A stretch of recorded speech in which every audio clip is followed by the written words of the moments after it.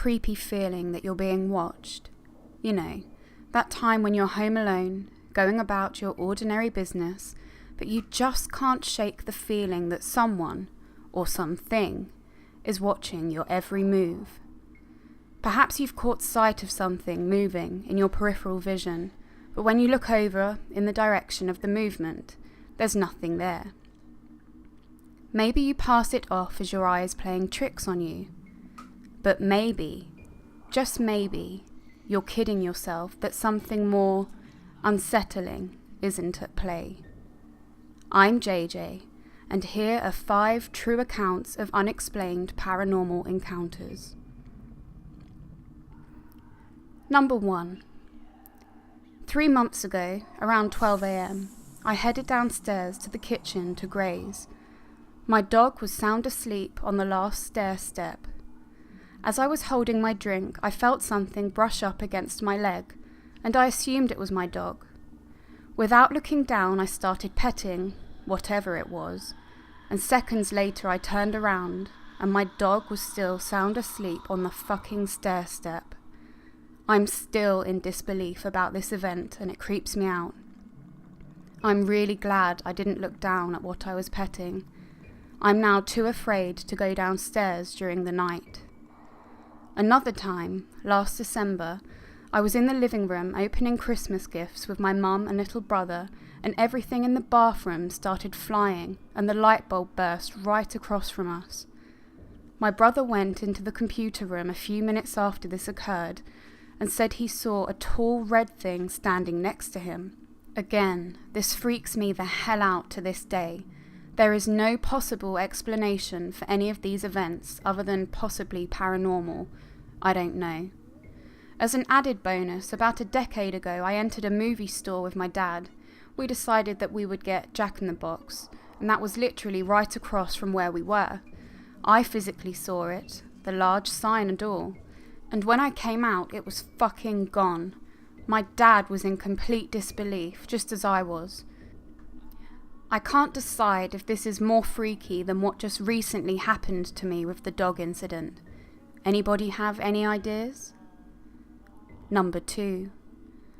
I've had a couple of intense experiences while ghost hunting, but this one was personal and was very unnerving. About 5 to 6 years ago, my husband worked night shifts, so from 8 p.m. to 6 a.m, I was home alone with our 2 young kids, around 5 and 2 at the time, now almost 11 and 7. He worked over an hour away. I'll also explain the layout of my old house a little. The master bedroom was right off the dining room and kitchen, and one of the windows faced the front door and most of the driveway. The only other entrance to the house was the kitchen sliding door, so the master was in 10 to 15 feet of both entrances to the house. The master bedroom door led straight into the dining room, single-level home, no basement.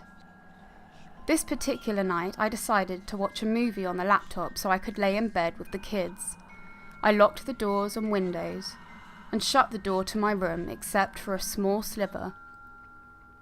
I left the dining room light on, so when my husband got home he wasn't fumbling around in the dark, but shut off all the other lights. We laid down to enjoy the movie, and everything was quiet until about 45 minutes in. It's about 11 p.m. at this point. I heard heavy footsteps walking across the dining room. Heavy, not soft. I could even see the shadow of the feet through the crack under the door, and occasionally the light would be blocked out through the sliver where I'd left the door open just a bit. My initial thought was, what the fuck? But then I assumed my husband had come home early, which he did occasionally, if there wasn't much work to do that night. I resumed the movie. He had to have heard it because it wasn't quiet. After 5 minutes of listening and seeing the feet pacing back and forth outside my door, I got up to see what the hell he was doing. I paused the movie and still clearly heard the footsteps. I start realizing I never saw his headlights come up the driveway or heard someone come in the house. I'm starting to get apprehensive as I approach the door. Footsteps still pacing across the hardwood floor, still seeing movement underneath the door. I fling the door open. The footsteps stop immediately, and nobody is there. I immediately check the doors and windows, still locked, every single one. I check all the rooms and closets, empty. I rush back to my room, and as I do, I hear the cat meow. I laugh because, of course, it's just the cat, except when I walk into the kitchen, the cat is sitting outside, and the door has not been opened for nearly 2 hours. It's still locked. I run back to my kids, and at that moment my phone rings. Up comes my husband's work number, located over an hour away. He asks if everything is all right, and tells me to make sure the doors and windows are locked because a few streets over someone got their house broken into the day before. I broke down and started crying. It was terrifying. My kids heard the footsteps too. They just thought it was Daddy. I've never felt so unsafe and uncomfortable in my own home. Number 3. Everyone who comes to my house feels like it's haunted. I believe it is too. My father has seen a woman once with red eyes, white gown and long black hair just floating mid-air once. He only told me though because he didn't want to scare my older sister. I have had some strange feelings here and there, heard voices and strange sounds, but nothing concrete. Some time ago, I was sleeping in my room. My bed is placed horizontally in front of a mirror. I was sleeping on my side, my back facing the mirror. The mirror is fairly big, which means you could see your body up to your knees. I was asleep, but not your usual fast asleep and dreaming kind of sleep. I was asleep, but I could see myself and my entire room, kind of almost out of body. I'm not sure what I was experiencing, but it wasn't scary, just really odd. I was looking around my room when I suddenly saw a reflection in the mirror. I was alone in my room and at home. My sister had gone out. I saw a man in the mirror wearing black. I didn't see his face. I didn't want to either. Where I'm from, old people have always said to never look at ghosts or demons in the face or make eye contact. I saw the man and I was paralyzed. I knew it wasn't real. I knew I was asleep. I even thought it was a dream. As I was still asleep, I heard a scream and suddenly someone jumped on me, waking me up. It was my sister. She was shaking. As soon as I opened my eyes, I told her, "Don't look in the mirror." She was confused and said, "What are you talking about? What's in the mirror?" When I woke up, there was nothing there. I asked her why she had screamed, and she said that when she came into my room, she went to take something from my nightstand, and she felt something grab and push her, which is why she jumped on me. I could not explain what I had seen in the mirror to her. It sounded crazy. We both ran out of the room and into my mum's room and started hearing things fall, like cups and stuff. My mum heard it too. When you live long enough in a house, you know exactly every sound that an object makes. The next morning, we couldn't find anything on the ground. Nothing had fallen. Now, I don't expect anyone to believe me. Sometimes I still can't believe it myself. But that night, I felt someone, or maybe even something, there. It was a bad energy from the moment I could see my body sleeping.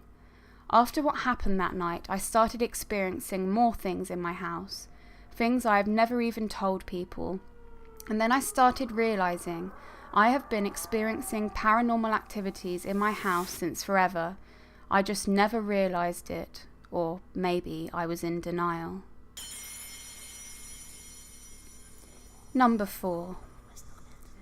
In 1990, my parents took me and my 4-year-old brother on a vacation in the French Alps, where they had rented a little cottage for a week. I was only 2 at the time, so this is based on my parents' recollection. Pretty much as soon as we settled in the cottage, my mum was hit with a gut feeling that something was just not right. She felt very anxious and on edge, and that feeling only intensified as the days went by. At first, my parents tried to convince themselves it was all in their heads. Then strange things started happening. Red stains were appearing and then randomly disappearing all over the cottage. The second day, my dad bit into an apple and there was red liquid at the core of the apple. Bright red liquid dripping from the apple. He spit out the apple and never found a logical explanation. They also heard knocking and creaking at random times of the day and night. Not that weird in an old cottage, but it still gave everyone the creeps. My mum kept on feeling worse and worse. She said she felt physically sick being inside the cottage.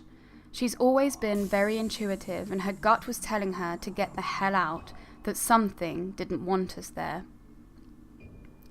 On the fourth night, my parents both woke up in a jolt and felt intense, indescribable, unexplainable fear. My brother and I were crying and yelling in the next room. My mum begged my dad to go. They packed and we got the hell out. My mum said that as we were leaving and walking down the hallway, red stains appeared all over the walls and floor. By the time we reached the door, everyone was pretty much running. When my dad turned around to close the door, the red stains had disappeared. My parents had both had encounters before. Our house itself is very old, as are many houses in France, and was even used as a makeshift hospital during World War I. My mum always surprises me because she's usually so calm when she talks about this stuff. When I still lived at our house, I sometimes heard footsteps in the yard in the middle of the night when all the doors were locked. When I asked my mum if she had gone for a midnight stroll, she would calmly tell me it must have been one of the ghosts she'd seen in the yard before. I promise she's not crazy. She says they don't strike her as malevolent, and they're just minding their own business. The one time she gets dead serious is if I ever bring up our vacation in the Alps. To this day, her voice still shakes when she talks about it, and I can see the fear in her eyes. So, back to the story. My parents contacted the man who had rented the cottage to them and told him they left the premises earlier than planned. They were so shaken by the whole experience that they couldn't help but ask if anything had ever happened in that cottage. To their surprise, the man opened up. He said my parents were definitely not the first vacationers to report strange happenings. After they questioned him a bit more, he finally revealed that there had been a murder-suicide in the cottage in the early 80s. A man killed his wife and 2 kids, then hung himself in the attic. I apologise for any English mistakes as it's not my first language. We've had many paranormal experiences in the family, and although I was too young to remember this one, it remains the most disturbing to me. Number 5. So, short intro. I have been trying to tell this story for a long time, but never got the time to write this out. It's long, but bear with me as the activity gets seriously bumped up. I don't expect anyone to believe in this, because I believe unless you experience this yourself, it sounds completely mad. But anyhow, hopefully everyone likes ghost stories, and here's my real one. Me and my wife get a chance to spend the time in a premium condo in Malaysia. It's my brother's father-in-law's place, so we were hyped to have the place to ourselves because Malaysia is an awesome place for vacationing, with huge malls and stuff. So if we get the condo, we save a lot on expenses because of a free stay. So we go in December to see the New Year's celebrations and all. A young cousin, 14 to 15 years old of mine, is there as well with his family in Malaysia at a separate place. So I invited him to tag along as well on some days when we go to cool places. The condo is fully furnished and just really beautiful and spacey with 3 rooms, a living room, connected kitchen. I'll break the activity down into days. Day 1. We land and settle down into the place. Nothing much happened. Day 2. We invite our cousin to hang out at a mall. His parents drop him off to our condo and then all 3 of us went out to the mall. When we go back to our apartment, I notice something really minimal but weird nonetheless. because I could have sworn my wife closed the curtains of the huge-ass apartment windows, but they were totally wide open. My wife is sort of a clean freak and just organised to an almost annoying level, so it's a habit of hers. My wife immediately said she closed them and now it's open, and already had the look of something evil is here. Anyhow, I dismiss it, as anyone could have absent-mindedly opened it, since it's fucking curtains. Anyhow, we decided to go on to a theme park the next day, so my cousin stayed the night, as we'd be leaving early in the morning. Day 3. Shit begins.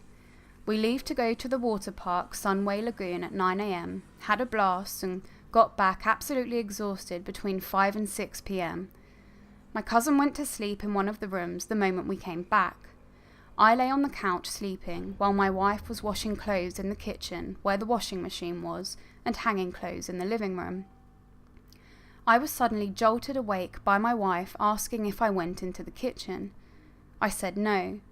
She looked visibly shaken but refused to tell me why, saying she'll say it when we go to drop my cousin off.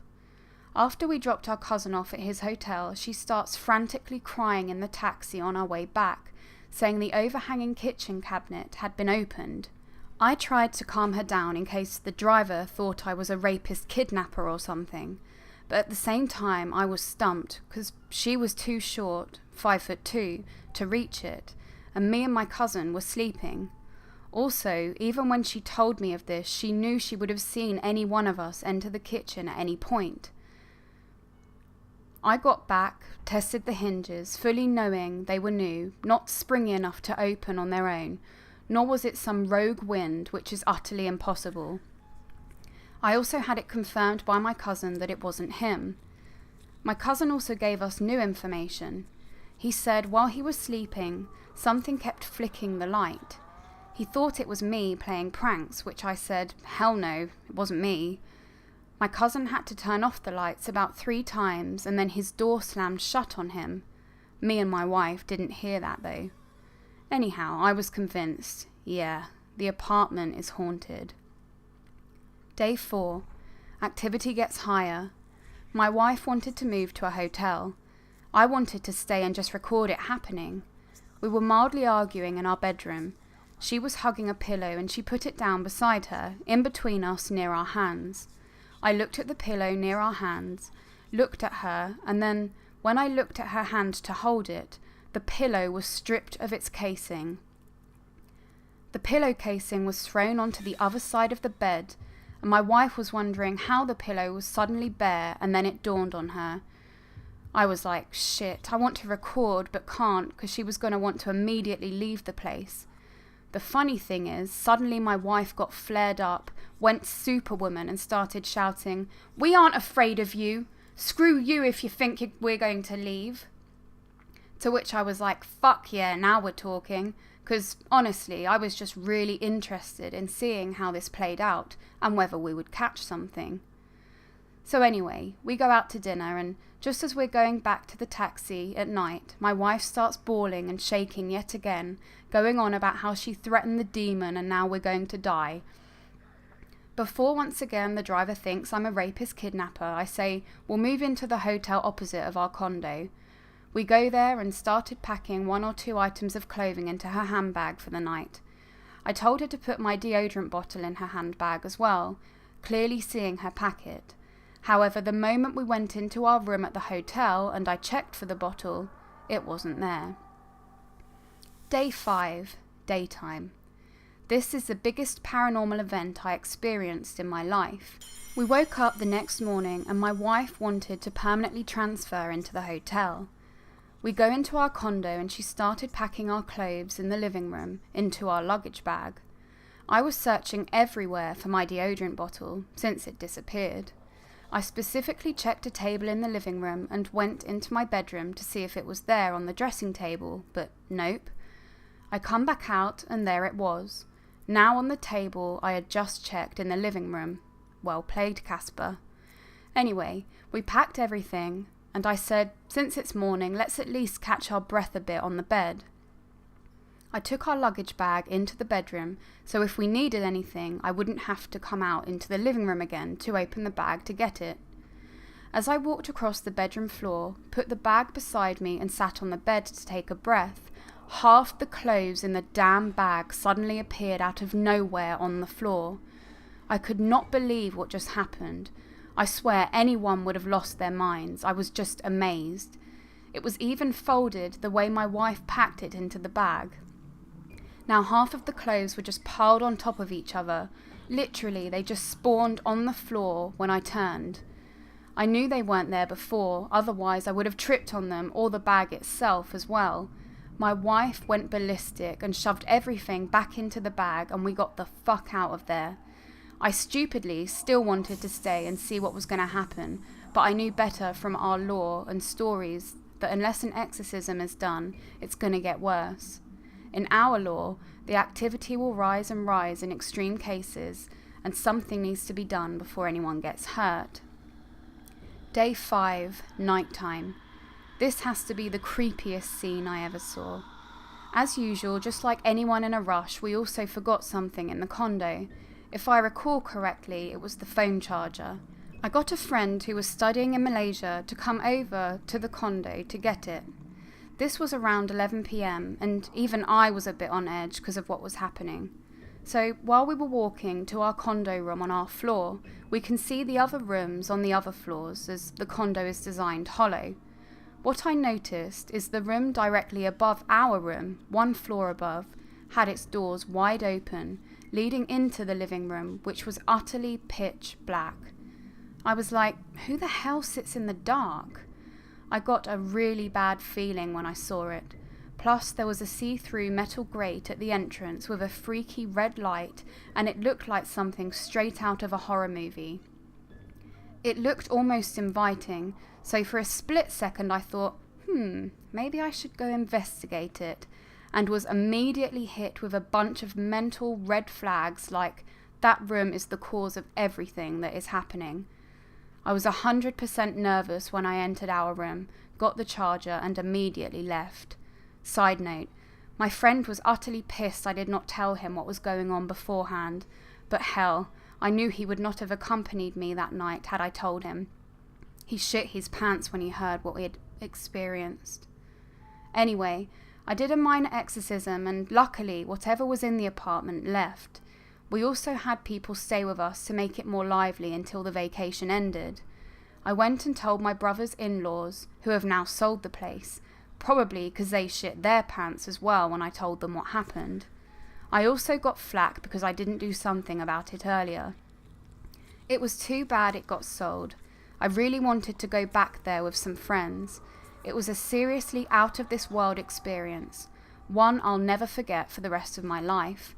I just know something bad would have happened had I gone full movie logic and decided to investigate the pitch black room.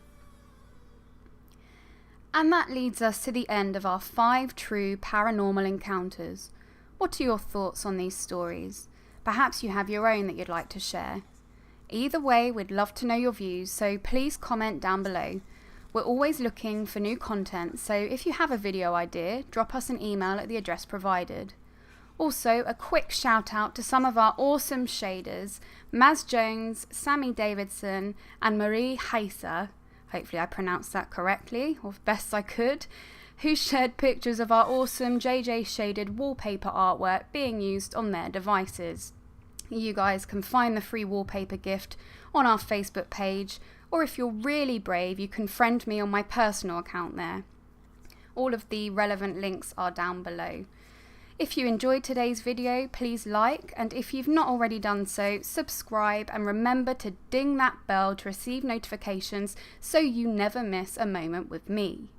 For now, however, JJ out.